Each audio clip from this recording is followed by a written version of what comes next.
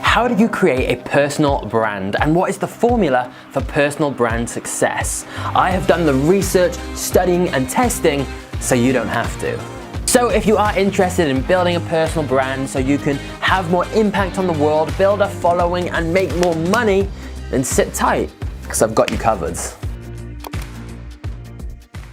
Now we are going to deep dive into a specific formula for building a successful personal brand, but just so we're all on the same page here, when we're talking about personal brand in this context, we're talking about essentially marketing ourselves, because the fact is, if you have a personal brand, it increases your perceived value. And I'm not saying it makes you better, I'm just saying that when people are deciding who to follow, who to hire, who to work with, who to buy from, then the people with the personal brand are gonna be the ones who stand out and win in the long term. But because of that, and because this works in pretty much any industry or niche, lots of people are interested in building a personal brand now, and many of them are taking the first step and most basic step, which is simply posting content on social media platforms to help position themselves as an expert or an authority on that specific subject or topic that they're trying to build a personal brand within. For example, if they want to be known as an expert in fitness, they're putting out fitness content on social media, and that is the starting point for a personal brand. But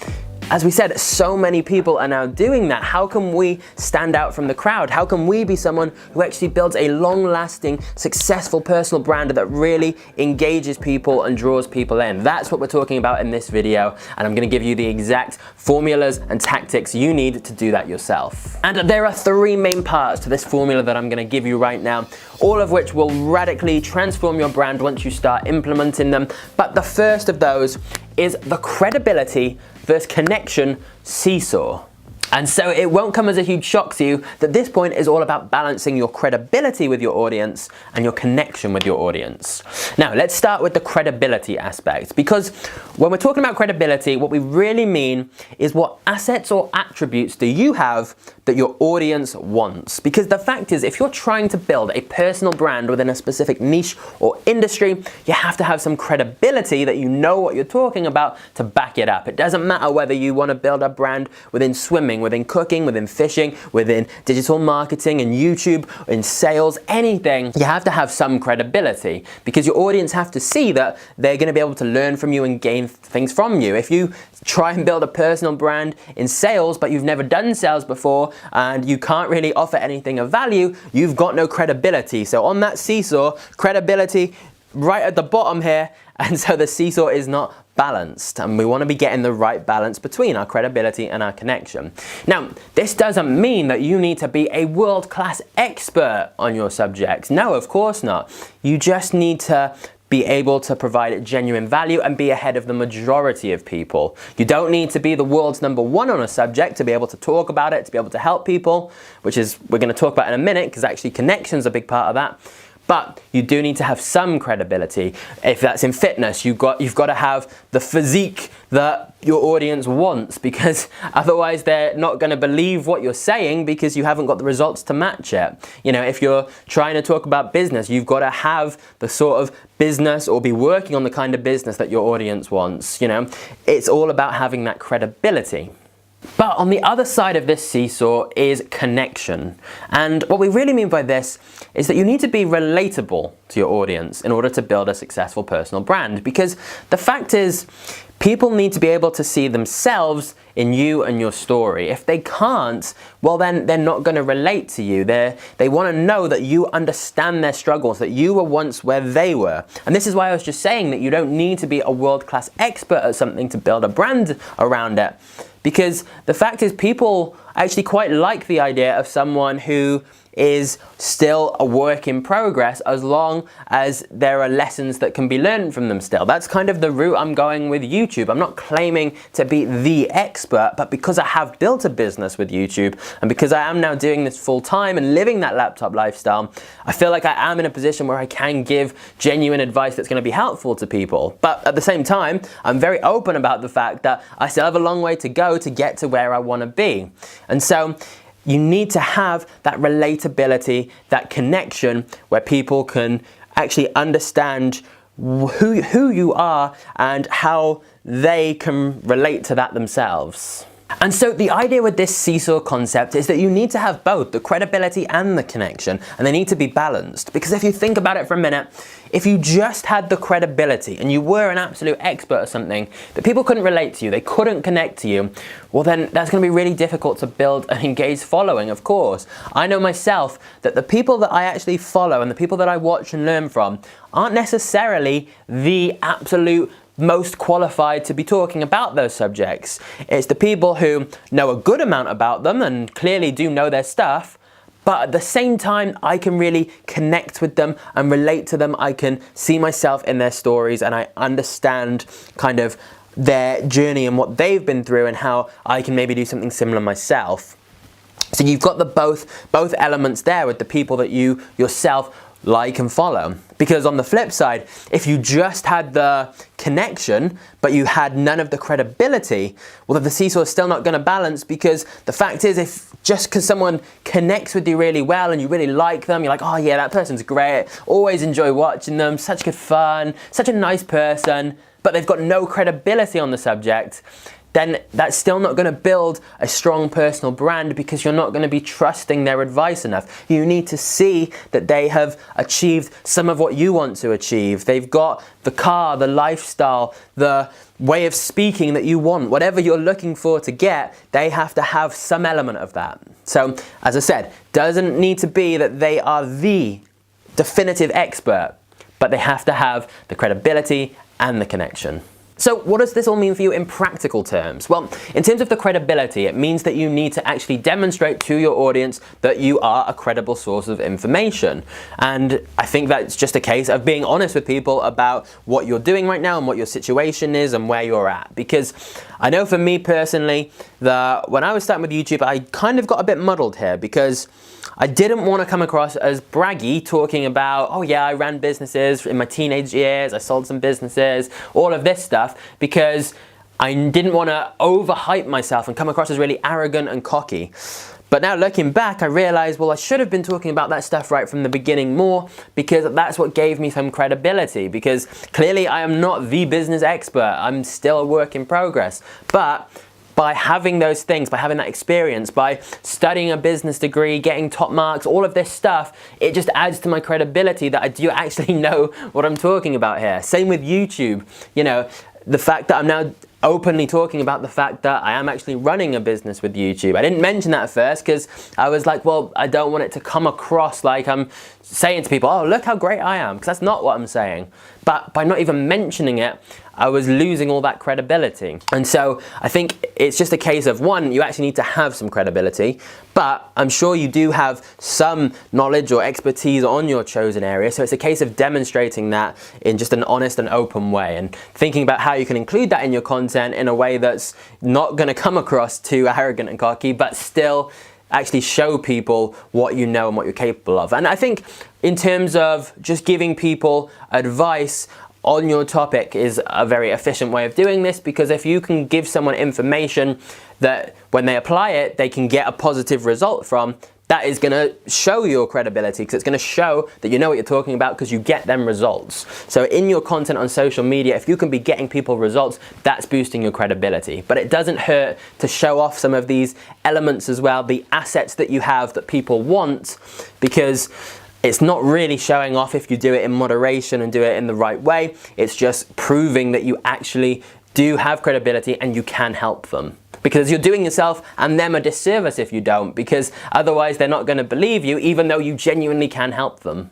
But let's talk about the connection element now, because there is a credibility crisis going on at the moment, where because people are so eagerly trying to build personal brands, they're really focusing on the credibility and showing off all these assets that they don't even really have. And that's why you get people with like the fake Lambos, kind of flashing all this money in private jets, even though they've rented them for the day, because they're so focused on the credibility aspect, but they completely neglect the connection. And the connection, to boost that, you need to actually be more vulnerable and more authentic, which I know sounds obvious and it sounds easier said than done. But just actually removing that persona, that fake trying to show off your credibility for a minute, and just stripping back to your real raw self, I've seen that have incredible results for people when they actually you can sense that they're not trying to just pitch you on stuff. They're not trying to immediately get you to go and buy things or work with them. They are genuinely trying to help you. I think we can all sense that. I know in the people that I follow, that's a common theme, that they are just quite naturally authentic and quite open on camera. And so I think when it comes to our own connection and building connection with people, one of the most key ways to do that is, one, being more vulnerable, talking about things that most people don't talk about, you know, going that deeper layer, talking about things that are a bit more personal maybe, that are a bit more uncomfortable, things that are maybe a bit embarrassing, things we wouldn't particularly like to put out there, but by doing that, by showing that vulnerability, that really boosts connection, especially because a lot of the time people will really relate to that. They'll see themselves in your struggles and the problems that you're having, and that'll mean your content resonates with them much more and they become much more connected to you. But the second way that you can increase connection with your audience is by telling more stories. And I've said before, I got this totally wrong when I started this YouTube channel, because I was thinking that people just wanted the cold hard facts. They wanted condensed information, but they don't. People like stories to bring concepts to life. And most crucially of all, as we were saying before, people need to be able to relate to you and see themselves in you and your story in order to actually buy into it and be invested in it and feel that connection with you. Because there are a lot of people talking about every single topic, but what's going to make your brand stand out and really connect with people is that specific connection they have with you in particular, your unique story and your unique way of putting things. And so if I can give you one really, really actionable tip, tell more stories, more personal anecdotes and examples, because that's how people start to see themselves in you. Even if you're now miles ahead where they want to be, maybe you're a millionaire, it's possible, and you're a millionaire right now giving business advice, you would need to talk about how when you were first getting started and the struggles you had, because otherwise it's not relatable to your audience. They would just be thinking, you know, yeah, you're a millionaire, you don't understand what it's like. They want to know that you as the person with the personal brand were at least once where they were. You understand what they're going through. And an example of this in the fitness niche, I heard someone, it was this thing, fit to fat to fit.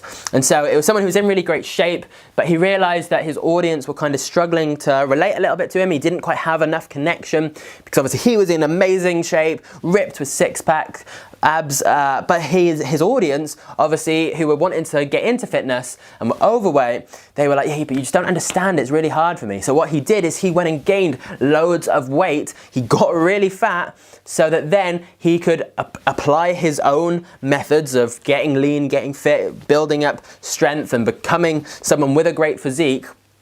So he went from fit to fat, back to fit, and then he could understand his audience's perspective more, and his audience could also see that he'd gone through that transformation. They could witness it themselves, him going from the position where they are, where they feel overweight, they don't like how they look, to seeing him go to fit and lean and having the body they want. And so that massively boosted connection, great marketing ploy from him, but it just gives you an example of how you need to really relate to your audience to build that connection, and how stories are a crucial way of doing that. And so all of this brings us to the second part of this personal brand formula, which is having an origin story. Yep, just like a superhero, you need to have your own backstory, which you regularly tell people. And the reason for that, like we were just saying, is that people see themselves in your stories when you tell them the right way.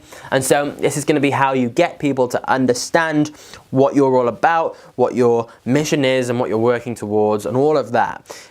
And if you don't tell that story, people don't have a reason to be invested in you, because like we said, there are so many people in every single niche and category talking about information, but people aren't going to care about that information unless they care about you. And an origin story is the best way to do that. So after watching this video, you can kind of write out, not a full autobiography, just a little bit about how you've got to where you are right now, the key details, the most exciting points, the key realizations and epiphanies that have got you to this point right now, that have helped you grow into the person you are at the moment, because that is what people are gonna be connecting with and are gonna see themselves in. So after this video, you can write that out, and then you're gonna be telling it many, many times, because just because you say it in one piece of content, most people aren't gonna see that one piece of content. You need to be retelling it, and every time you do retell it, you're gonna get better at saying it. You're gonna craft it in a way that the story just flows better and becomes more engaging and hooks more people in. Okay, so once you've done those first two parts, part one, you've mastered the balance between connection and credibility. Part two, you've given people a reason to be invested in you by letting them know where you've come from, what your backstory is, how you've got to this position now. The third part is actually maintaining that relationship with them. And the most crucial way of doing this is with your jargon and your values. Now, when we're talking about jargon, what that normally means is specific words and phrases and terminology that only a limited group would understand. But that's actually a good thing when it comes to personal branding. You want to create your own tribe where there is kind of this extra language that you have that all of you understand and that is specific to your way of thinking and your beliefs. And there are a couple of key ways to do this. Number one is simply by having slogans and catchphrases, things that you kind of repeat. I know that sounds cheesy, but if you listen to a lot of well-known personal brands, there are things they kind of repeat all the time. And even if it's not a slogan or a catchphrase, you have to have those key values at the heart of what your personal brand's about, so that people kind of know in their mind what your brand represents. You know, we kind of put into a box what a brand is all about. Even though there's a lot of layers to it, you get to control what the general gist of that brand is about and what it represents by what you repeat most regularly. So for young magnates, one of the key things at the moment for me that I'm really pushing, that I'm really passionate about, is this laptop lifestyle. The idea of being able to run a business from anywhere in the world from your laptop, because that's something that's really important to me. And so I want that to be a core part of the brand. But I know that to do that, almost like a slogan or a catchphrase, I need to be repeating laptop lifestyle a lot. I need to be talking about it. So think about what things are most important to your brand and make sure you're repeating them regularly, because all the big brands have things. Look at Gary Vee, for example. I've mentioned before, he repeats the same kind of 6 or 7 things over and over again: patience, gratitude, hustle, all these things. They are essentially his catchphrases and his slogans for his brand that he is constantly putting out there, so people associate them with him. You've got to create those associations. But the second tip I want to give you for creating your own jargon and values that are going to bring people into your tribe and your personal brand is you need to start creating your own concepts, not just using other people's. Because when someone's just starting out and kind of, especially with YouTube, I see this a lot, they will literally just be repeating what the more established people are saying. Yes, they'll kind of put it in their own words, which is a good start, but they are literally saying, oh, here's the formula from such and such. What you need to do to transcend beyond that level is actually be creating your own concepts and putting your own concepts out there to people for other people to copy and repeat. And if they're good concepts, that will happen. So for example, this personal brand formula, I didn't get this from any textbook. I haven't read this somewhere. This is stuff from all my research and learning that I've compiled together and put into my own formula. This is the Young Magnates formula for building a personal brand. And if you like it, feel free to mention it yourself in the future. But the point is, it's very easy to create your own concepts. You just have to actually give it a name for a start, or, you know, position it in a way that you're saying, here's my strategy for this, here's my formula for this, rather than saying, here's someone else's. Now, obviously, to do that, you actually have to create something of your own. You can't just steal something from someone else. But what you can do is learn from lots of different people and then take all the best bits from that, repackage it, and then put it as your own concept, your own formula, your own strategy. That is still reinventing something new. That's how most new concepts are created, by taking elements from different places. And so start doing that. Start giving names to your own little strategies and methods, because that creates intrigue around them, and it also makes it 100% unique to your specific brand. You become tied to it. And then as it spreads, if it's a good concept or strategy, as people do repeat it, and they give credit to you and they say, you know, this such and such formula, that can be traced back to you. I've heard lots of successful people do this. I know Tim Ferriss does it a lot. He kind of just gives a name to something that he creates, puts it out there to the world, and then other people start talking about it, and it's all linked back to him. It makes him look good. It grows his personal brand. So what concepts can you create just by taking information and packaging it in a certain way, naming it as some kind of formula, some kind of strategy, and putting it out there to the world? Because by doing that alone, that is going to have a huge impact on your personal brand. You are going to be the creator of concepts then, not just someone repeating things that people have heard plenty of times before. And so there we have it, 3 crucial elements to building a successful personal brand. And if you combine those with putting out useful and engaging information to people related to your niche or topic, that is going to do wonders for your personal brand. But I just want to really highlight one of the biggest points from all of that, which is when we're talking about building a personal brand, really the heart of what I'm saying here is that it shouldn't just be about the information. The person with the best information doesn't necessarily win. It's the person who actually is also able to demonstrate their credibility and, most importantly, demonstrate their connection with the audience and have that relatableness, have that engagement with them. Just having the best information alone is not enough. But that is good news because it means you don't need to be the #1 expert. It means there are other factors at play which are more in your control.